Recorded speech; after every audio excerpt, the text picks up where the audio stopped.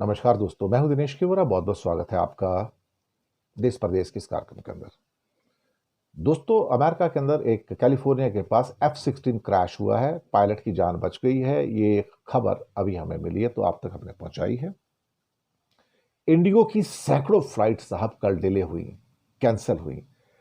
इस लेवल पे मास कैंसलेशन और मास डिले का होना अनप्रेसिडेंटेड है, अनप्रेसिडेंटेड। और इसके लिए इंडिगो ने भारत के लोगों से माफी मांगी है।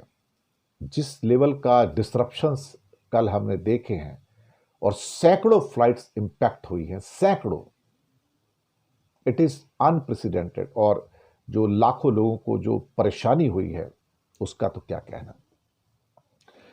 तालिबान का एक स्टेटमेंट आता है उनके विदेश मंत्री का, फॉरेन मिनिस्टर का, मुत्तकी का। भारत को लेकर उन्होंने कुछ जवाब दिया कि भारत से रिश्ता हमारा मजबूत है और मजबूत था और मजबूत रहेगा, और भारत से रिश्ता रखने को और मजबूत करने में हमें कोई रोक नहीं सकता है। ये कहना है तालिबान के विदेश मंत्री आमिर खान मुत्तकी का। पहले इसी के ऊपर बात करेंगे। स्वागत है आप सबका। दरअसल एक कुछ प्रेस कॉन्फ्रेंस थी जहां पर तालिबान के फॉरेन मिनिस्टर आमिर खान मुत्तकी जवाब दे रहे थे, और वहां पर यह बात की जा रही थी कि पाकिस्तान के साथ आपके रिश्ते मजबूत नहीं हो रहे हैं तो हिंदुस्तान के साथ आपके रिश्ते क्यों मजबूत हो रहे हैं, ऐसा क्या है उसके साथ में। तो मुत्तकी ने कहना है कि अफगानिस्तान की फॉरेन पॉलिसी पूरी तरह से आज़ाद है और ये जो हमारे इंटरेस्ट हैं उसके बेस पर हम अपने रिश्ते बना रहे हैं। जब उनसे एक स्पेसिफिक क्वेश्चन पूछा गया कि काबुल और दिल्ली के बीच में रिश्ते तो आपके बहुत मजबूत हो रहे हैं, तो उनका कहना था कि हमें किसी भी कंट्री के साथ रिश्ते बनाने का हक है। और इसके बाद पाकिस्तान का नाम लेते हुए कहा कि पाकिस्तान तो खुद अपना एम्बेसडर इंडिया में पोस्ट करता है, इंडिया का एम्बेसडर पाकिस्तान में पोस्ट है। तो अगर इंडिया का एम्बेसडर काबुल में आता है या इंडिया का एम्बेसडर जो है वो क्या कहते हैं कि काबुल में आते हैं, और काबुल का एम्बेसडर अगर वहां पे आता है दिल्ली में, तो आपको इसमें एतराज क्या है। हमारे भी एम्बेसीज है वहां पर, वो खुली हुई है। तो जब पाकिस्तान का एम्बेसी है तो हमें इस हक से आप क्यों दूर रखेंगे, ये उनका कहना था। हमारे भारत के साथ पहले से सैकड़ों सालों से मजबूत रिश्ते हैं और इसे रोकने का हक किसी को नहीं है। ये एक बहुत बड़ा बदलाव है तालिबान के रवैये में भारत के लिए। और अचानक से उनके अभी नूरुद्दीन अजीजी जो कि कॉमर्स मिनिस्टर थे वो भी हिंदुस्तान आए थे, 5 दिन रह के गए हैं। इससे पहले मुत्तकी साहब भी 7 दिन भारत में रह गए हैं। और उनका कहना है कि हमारी तो एक्टिव फॉरेन पॉलिसी है और हमें भारत के साथ रिश्ते बनाने का पूरा अधिकार है। साथ में उनका यह कहना था कि जो पाकिस्तान में जो वायलेंस है इस टाइम और इस्लामाबाद के जो आरोप है, उनका कहना था कि पहले पाकिस्तान ने हमें तहरीक तालिबान पाकिस्तान के लिए दोषी ठहराया, फिर वो बलूचिस्तान लिबरेशन आर्मी के लिए अब वो इंडिया को भी दोष दे रहे हैं। उनका कहना है कि हम जो अपना हमारे हित में है, जो हमारे कंट्री के हिसाब से हम उसके साथ में जाएंगे ना। उनका कहना है कि भारत के साथ उनके पॉलिटिकल और इकोनॉमिक रिलेशन स्ट्रांग थे पहले से हैं और स्ट्रांग हो रहे हैं। तो इसके ऊपर उनके सारे स्टेटमेंट आए, और ये स्टेटमेंट हो सकता है कि पाकिस्तान के अंदर कुछ लोगों को पसंद ना आए कि इंडिया और तालिबान का जो रिश्ता है थोड़ा मजबूत हो रहा है। और इवन जो इंडिया के व्लॉगर्स आजकल जो अफगानिस्तान के अंदर नजर आ रहे हैं उनको भी वहाँ पे बहुत बड़ा वेलकम मिल रहा है। अगर अफगानिस्तान के आम आदमी को, इवन जो तालिबान बंदूकधारी है, उनको पता लग जाए कि सामने कोई एक हिंदुस्तानी व्लॉगर है या अफगानिस्तान घूमने के लिए आया है, तो उन्हें जैसे ही पता लगता है कि ये हिंदुस्तानी है तो तुरंत इमीडिएटली वो उसको गले से लगा लेते हैं, उसका वेलकम करते हैं कि आप हमारे दोस्त हो।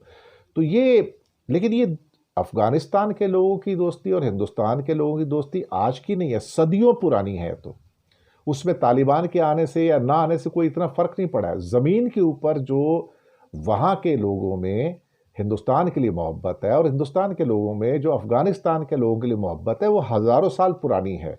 और दूसरी बात यह है कि अफगानिस्तान की तो क्रिकेट टीम तो आधे टाइम तो इंडिया में रहती है, यहाँ ट्रेनिंग लेती है, यहाँ के स्टेडियम्स में उनको रहने की जगह दी जाती है।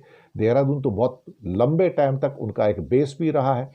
तो ऐसी बात नहीं है, हमारे उनके साथ रिलेशनशिप पहले से रहे। तो तालिबान कर रहा है बीच में ठीक है, थोड़ी सी शुरुआत में जब तालिबान रिजीम आया था तो तलखी आई थी, बहुत सारे हमारे सिख भाइयों को भी और हिंदू भाइयों को भी छोड़कर वहाँ से आना पड़ा था। लेकिन मुझे लगता है कि वो वहाँ पर शायद अभी उनकी वापसी भी हो रही है, उनको वापस बुलाया भी जा रहा है कि आप अपने गुरुद्वारे को खोलिए, या जो इसके अलावा जो आपके लोग थे जो व्यापार करते थे वो वापस आ जाइए।